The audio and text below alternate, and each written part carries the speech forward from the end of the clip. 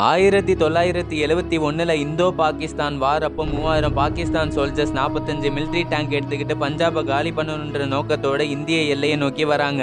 அந்த நேரம் பார்த்து எல்லையில 120 இந்தியன் சோல்ஜர்ஸ் மட்டும்தான் இருந்திருக்காங்க.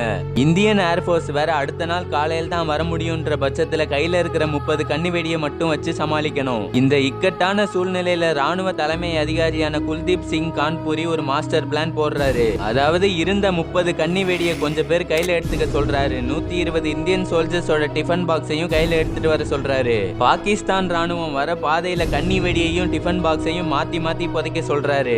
இதனால அங்க என்ன ஆச்சுன்னா பாகிஸ்தான் ராணுவம் கன்னி வெடின்னு நினைச்சு தோண்டி பார்த்தா டிஃபன் பாக்ஸ் வருது. டிஃபன் பாக்ஸ் தானே தாண்டி போனா கன்னி வெடி வெடிக்குது. இதனால பயந்து போன பாகிஸ்தான் ராணுவம் கன்னி வெடியா இருக்குமோன்னு நினைச்சு மொத்த டிஃபன் பாக்ஸையும் விடிய தோண்டி எடுத்திருக்காங்க.